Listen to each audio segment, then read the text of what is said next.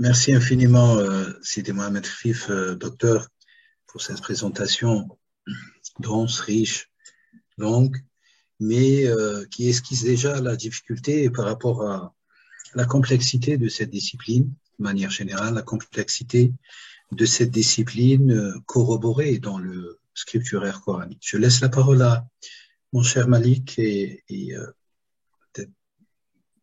Ben, J'allais dire que notre ami Mohamed Kefif a tout dit. Enfin, il a très bien présenté le sujet. L'exposé est extrêmement clair.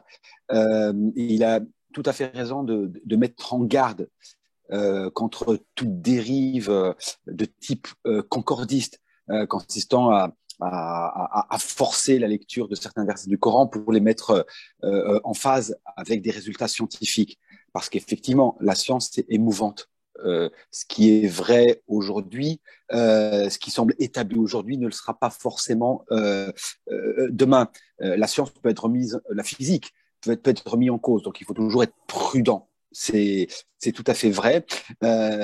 D'ailleurs, c'est vrai que ce courant qui a été présenté par notre ami le concordiste, etc., avec tous les écrits qui ont été établis sur la concordance entre certains versets du Coran et des résultats de la physique, des connaissances actuelles en physique. C'est vrai qu'on en a beaucoup parlé dans les années 70-80, notamment avec l'ouvrage de Maurice Bucaille. Mais il n'en demeure pas moins que certains versets du Coran, et il y en a quand même beaucoup, sont tout à fait étonnants. Notamment là, on a parlé de l'expansion de l'univers. On pourrait parler aussi, on a parlé aussi de l'origine de l'univers. Moi, il y a un verset du Coran, mais alors justement, alors moi je ne maîtrise pas l'arabe, mais il y a un verset du Coran. Alors je peux le dire qu'en français malheureusement, alors sourate 34, verset 4. Alors mon Seigneur, Allah connaît le mystère impénétrable, le poids d'un atome. Alors, la traduction en français, c'est le terme atome. Alors, je ne sais pas en arabe quel est le terme utilisé. Le poids d'un atome ne saurait lui échapper, ni dans les cieux, ni dans la terre, et rien de ce qui est plus petit que l'atome, ni plus grand que cela, qui ne soit inscrit dans le livre explicite. Alors, effectivement, une des interprétations de type concordiste, c'est de considérer que le Coran déjà, il y a plus de 1400 ans de cela, met en évidence l'existence de particules plus petites que l'atome, les particules élémentaires, puisque les atomes eux-mêmes sont constitués de particules comme les électrons, les quarks, etc., qui forment les protons et les neutrons. Et donc, on pourrait penser à la lecture de ce verset du Coran, effectivement, que le Coran met en évidence, pointe du doigt, l'existence de particules plus petites que l'atome. Et il est vrai qu'aujourd'hui, on le sait, c'est une donnée qui est unanimement admise, que l'atome n'est pas le constituant ultime de la matière et qu'il existe toute une flopée de particules, je ne vais pas rentrer dans les détails, mais que l'on appelle les particules élémentaires et qui sont donc par définition plus petites que l'atome. Donc ce verset, effectivement, je cite ce verset, mais il est important de rappeler que la traduction parle d'atome. Alors malheureusement, ne maîtrisant pas l'arabe, je ne sais pas quel est le terme que le Coran en arabe utilise, mais oui, ce verset, dans une traduction où on utilise le terme atome, semble dire que le Coran pointe du doigt ou démontre ou montre déjà dès le 7e siècle l'existence d'une structure plus élémentaire, plus fondamentale que celle de l'atome, ce qui effectivement relève en quelque sorte du miracle scientifique. Voilà, donc là effectivement je m'adresse à vous qui êtes arabophone, qui maîtrisez donc l'arabe, toi Boumedienne, et notre ami Mohamed Kefif, que peut-on dire par rapport à ce verset-là? Est-ce que le terme, l'emploi du mot atome est excessif, non adapté? En tout cas, c'est comme ça qu'il apparaît dans cette traduction que j'ai du Coran. Je pose la question, donc à vous les arabophones. Oui, Si je peux... Sidi Mohamed, Oui. allez-y. Voilà. Oui, le mot en arabe utilisé pour ce verset, c'est darra. Et d'ailleurs, c'est le même mot qui est utilisé en physique. En physique, on dit el-physique ad-darriya, donc la physique atomique. C'est le même mot. Mais on sait très bien que les physiciens modernes, lorsqu'ils sont partis à la recherche de l'atome de Démocrite, hein, l'atome, le constituant fondamental de toute la matière depuis l'Antiquité, et en fait, ils ont découvert l'atome. Mais juste après, ils ont découvert que enfin, ça ne va pas s'arrêter à l'atome. Donc, ils ont découvert donc, les électrons, les neutrons, les protons, les quarks, les leptons, les muons et ainsi de suite. Donc, ça ne s'est jamais arrêté. Mais on ne peut pas dire que l'atome cité dans le Coran, c'est l'atome tel qu'on le connaît en physique, mais c'est peut-être juste la plus petite mesure pour qualifier, si on veut, la matière. Voilà, c'est comme ça, moi, que je fais la lecture de ce mot. Très bien. Alors, merci infiniment. Alors, je crois qu'il y a beaucoup de choses à dire. Je vous ai entendu tous les deux, d'ailleurs, sur l'atome et sur la classification des quatre classes, le quaternaire concernant la physique, etc. Peut-être pour commencer, Malik, sur l'atome, bien sûr, traduction à l'épone, c'était Mohamed Khafif l'a confirmé, il est attesté en arabe dans le signe coranique. Ainsi, c'est le mot dharra, qui est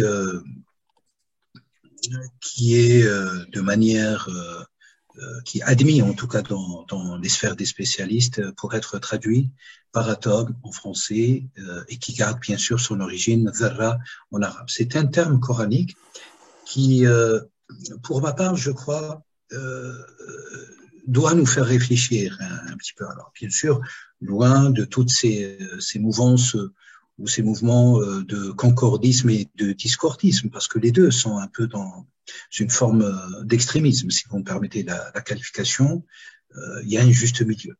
Et le Coran appelle, je crois, à une démarche du juste milieu. Parfois, bien sûr, le Coran,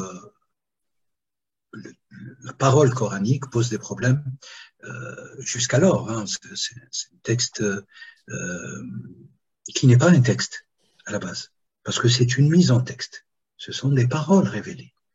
Et cette révélation de paroles, qui prend la forme d'un discours divin adressé à un être humain, Mohammed alayhi salatu wassalam, par l'intermédiaire de l'archange Gabriel, dépasse en réalité d'ailleurs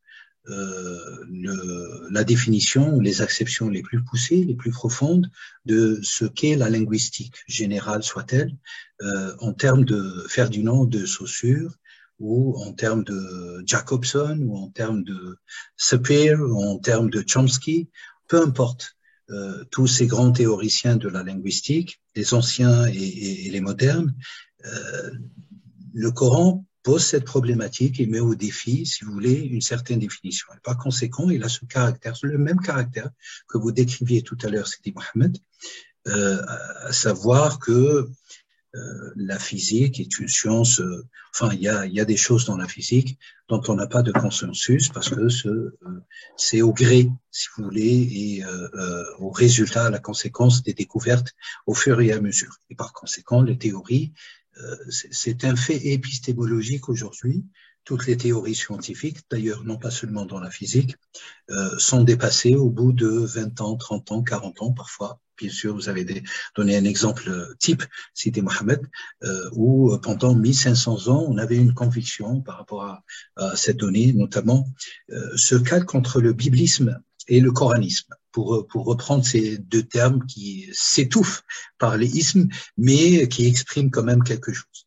Je crois, pour revenir au Coran, et sur cet exemple, avant de revenir sur les 5-6 versets signes coraniques que Sidi Mohamed avait cités, qui sont très importants à analyser, et peut-être, pour ma part, j'apporterai un éclairage beaucoup plus linguistique, beaucoup plus métalinguistique, pour ne pas dire métaphysique. Car le Coran invite d'abord à la métaphysique. Quelles sont les grandes finalités des paroles de Dieu? C'est la métaphysique. La constitution, la création de... Vous avez, je crois que ça a été cité en filigrane de cette conférence, Il s'agit de création. Il s'agit de cet acte créateur de Dieu qui à la fois édifie, qui à la fois caractérise comment Dieu ne détaille pas toutes les étapes de la création, mais Dieu donne décrit, si vous voulez, parfois les grands principes et parfois les petits principes ou les micro-principes de la création. Et en ce qui concerne la cosmologie, par conséquent, celle qui convoque la discipline traitée aujourd'hui et la problématique de l'interprétation des paroles de Dieu relatifs à la discipline de la physique, vous avez quand même des centaines et des centaines, pour ne pas dire pratiquement un millier de signes coraniques qui traitent de cette sphère épistémologique, à savoir la cosmogénèse, la cosmogénèse, la cosmologie. Alors, la cosmologie, elle est pour nous, hein, c'est à nous d'étudier.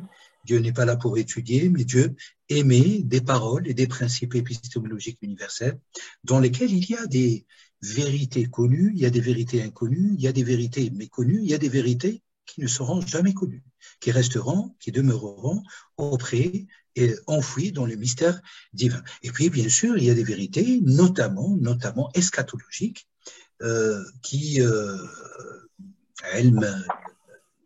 l'akhira ou l'ilm al-ukhrawi et eschatologique et qui ont une indication, si vous voulez, du devenir de l'être, et notamment l'être humain, après cette vie sur Terre. Car en réalité, la cosmologie, alors bien sûr, elle a trois ordres, selon, si vous voulez, les grands savants de l'islam. La cosmologie a trois ordres. Vous avez la macrocosmologie, vous avez une cosmologie ismique, si vous permettez l'expression, donc de l'intermonde ou intermédiaire, du juste milieu, et vous avez une cosmologie microcosmologie qui est de notre monde, de la planète Terre et de toutes les créatures qui sont dessus. Et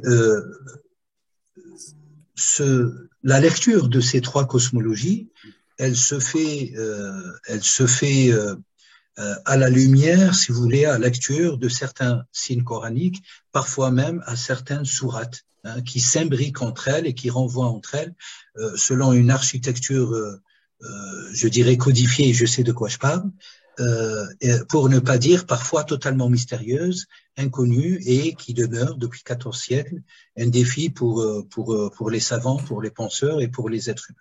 Alors bien sûr, Sidi Mohamed avait cité, c'est très intéressant, les différentes approches classiques. Alors de manière générale, elles sont pas, la liste n'est pas exhaustive, mais les principales branches de l'exégèse coranique et par conséquent l'exégèse coranique relative aux sciences exactes et plus particulièrement la physique. Et vous avez, il avait cité cette exégèse qui est née disons le IVe siècle après l'avènement du prophète Mohammed alayhi salam, par notamment une exégèse importante de l'imam Tustari, pour ne pas dire aussi l'imam Soulami, l'imam Soulami. Ces deux imams, alors ces deux imams qui donnent une exégèse spirituelle.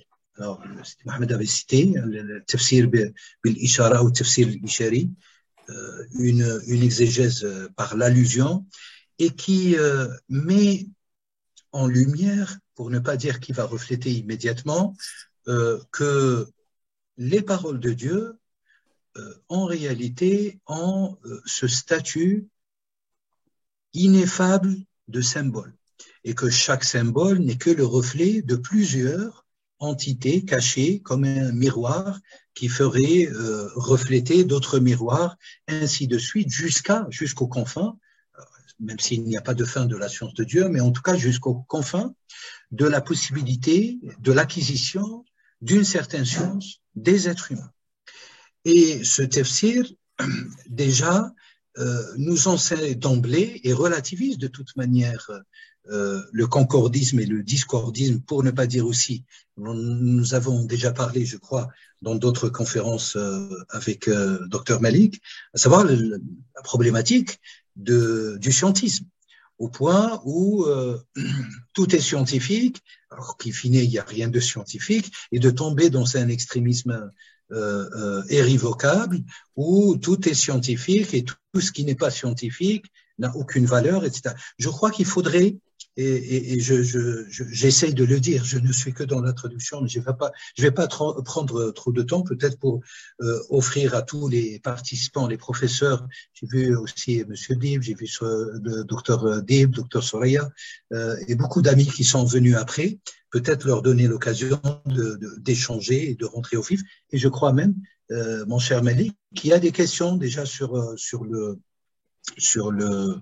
la fenêtre des messages. Donc, l'esprit, c'est un terme qui a été utilisé par Sidi Mohamed, l'esprit, bien sûr, dans l'islam qui est totalement à distinguer de ce qu'on appelle l'âme, en tout cas dans la philosophie du Moyen-Âge et la philosophie moderne. L'esprit qui est roh, l'âme qui est nefs. Enfin, après, il y a une problématique, bien sûr, d'équivalence et faute de vocabulaire, si vous voulez, faute de vocabulaire dans quelques langues occidentales, on a souvent cette confusion entre l'esprit et l'âme. Mais les deux, et ça se manifeste dans l'exemple de Sidi Mohamed, à savoir le Big Bang, hein, le Big Bang et le Big Crunch, comme disait le docteur, vous avez ces deux modalités, ces deux modalités d'expansion et d'implosion ou explosion, je ne sais pas comment utiliser les deux termes, mais en tout cas en physique, on pourrait les identifier assez facilement. Vous avez deux mouvements contradictoires, un mouvement de dilatation, si vous me permettez l'expression, et vous avez un mouvement de collapse, hein, au sens angliciste, et les deux, en réalité, caractérisent le souffle, qui est l'esprit.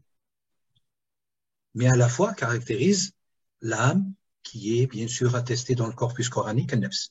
Car il n'y a pas de nefs sans tanafus. Hein, et vous avez les grands maîtres, à l'instar d'un grand maître spirituel, Ibn al-Arabi, qui nous parle de nafas al-Rahmani, hein, l'expire du miséricordieux. Je crois que la parole ou les paroles de Dieu ont vocation parfois quand même nous mettre devant des difficultés, qu'on soit scientifique ou pas, et que ce sont des paroles inspirées avant d'être un texte, une mise en texte dans un livre imprimé aujourd'hui en 2023. Donc il ne faudrait pas aussi, et peut-être là, ce qui est très important, c'est de revenir. Qu'est-ce que c'est une parole inspirée? C'est une parole de l'être suprême, avec toutes les précautions de ce syntagme être suprême, mais je crois que ça parle notamment en Occident, à savoir Dieu, Allah, God. Enfin, on pourrait trouver toutes les traductions de langue du monde pour désigner l'absolu ou Allah, et que cet être suprême, à un certain moment, a exactement parler aux choses. Et là, je vous convoque, et je voulais, d'ailleurs c'était prévu pour vous exposer tout simplement un exposé sur ce qu'on appelle l'acte existentiateur qui est attesté dans le Coran et qui est connu sous la formule que vous connaissez certainement, à savoir kun fayakun. Le syntagme kun fayakun, je crois que tout commence ici. En tout cas pour nous, pas pour Dieu, parce que pour Dieu, c'est une conséquence.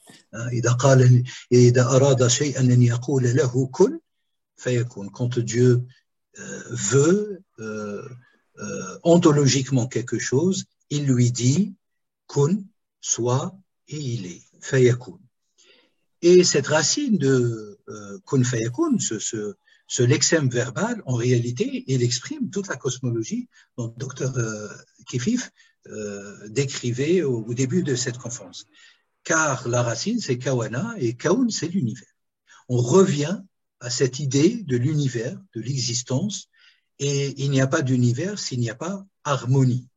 Et s'il n'y a pas stratification des lois harmonieuses pour que ce monde puisse tourner, hein, bien comme il faut, pour qu'on puisse respirer, pour qu'on puisse souffrir dans l'ascension, comme ça a été décrit dans l'exemple. D'ailleurs, assez très percutant cet exemple de Al-Uruj, l'ascension qui a été citée par Dr Kefif.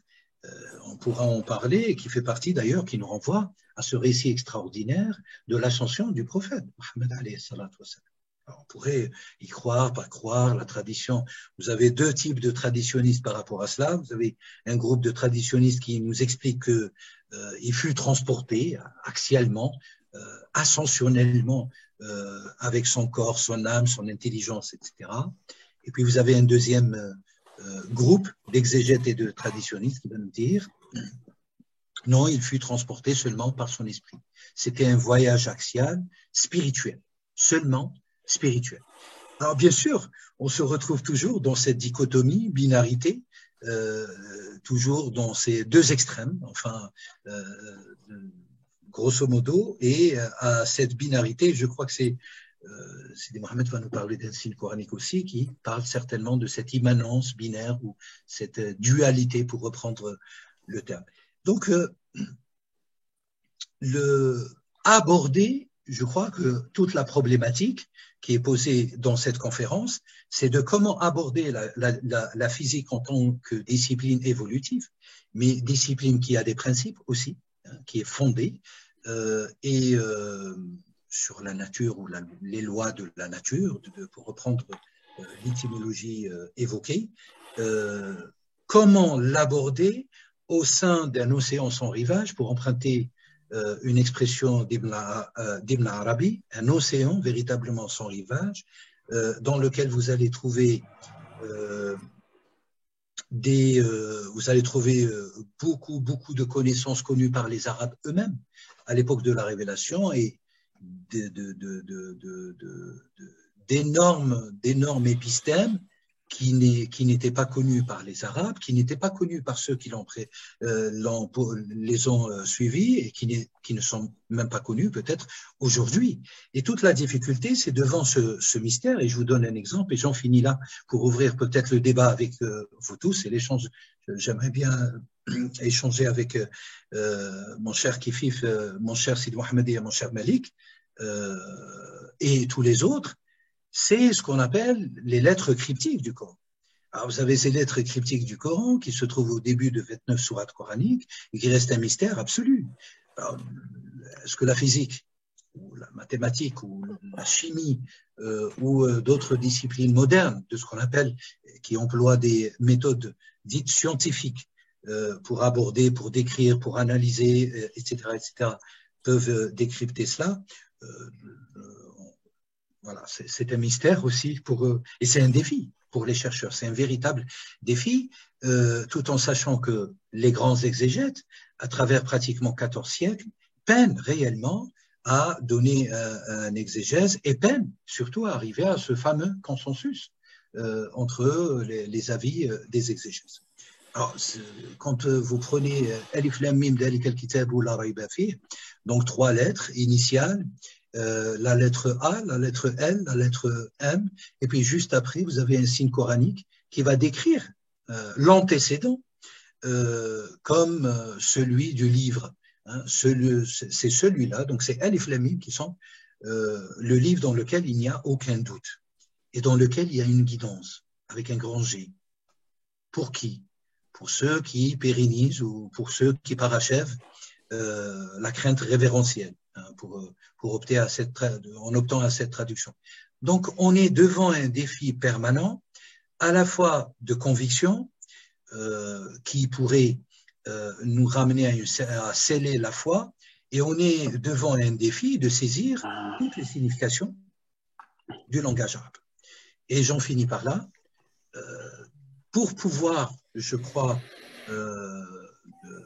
interpréter les signes, et pour reprendre le thème de notre conférence, les signes relatifs à la physique, non seulement il faut connaître, et je suis conscient de cela, et je crois que c'est très important, ça a été rappelé au début de cette conférence, il faut non seulement connaître, peut-être devenir petit à petit un spécialiste, pour ne pas dire un spécialiste de la physique, mais cela ne suffit pas sans peut-être exploiter d'autres disciplines connexes, car Kalam Allah, les paroles de Dieu, telles que Dieu a décrit ces paroles, ne signifient pas seulement un discours. Et c'est là toute la différence. Si vous voulez, c'est là le point d'achoppement et qui fait basculer la problématique par rapport au langage arabe, la langue arabe, le véhicule épistémologique, les interprétations qui sont données et les efforts qui doivent être observés par les uns et les autres, toutes disciplines confondues. Kalama signifie d'abord et avant tout, et après tout, impacter et laisser une trace profonde dans l'être tel que celui ou celle qui est poignardé, coupé par un couteau, quelque chose de coupant, de tranchant sur notre corps. Et dont la trace, la blessure, resterait visible avec sa profondeur. Je crois que quand j'ai commencé à analyser les racines, quelques racines, en tout cas des vocables utilisés dans le Coran, j'ai été frappé en découvrant cette acception technique qui est attestée par l'usage du Coran par rapport à lui-même. Et là, on reprend l'approche de l'exégèse, le Coran par lui-même, voire le Coran par tradition prophétique, et qui est attestée, bien sûr, par l'usage anté-islamique des Arabes, d'éloquents arabes, ou grands poètes arabes, anté-islamiques, et bien sûr par les grands codificateurs à partir du IIe siècle, quand il fallait compiler, quand il fallait vocaliser le texte, voilà, tout le process de la mise en texte, à partir de fragments, de parchemins, etc., sur des feuilles. Voilà, mes très très chers, ce que je pourrais dire. Le mystère, il est toujours là. Peut-être une démarche intermédiaire, une démarche du juste milieu, elle est très importante pour aborder les paroles de Dieu. Et que toutes les disciplines mettent des projecteurs en réalité sur cette parole et qui reflètent de temps à autre, au fur et à mesure, avec les découvertes et le progrès, des nouvelles connaissances qui nous permettent de nous rapprocher davantage de Dieu. En tout cas, c'est comme ça que je le conçois.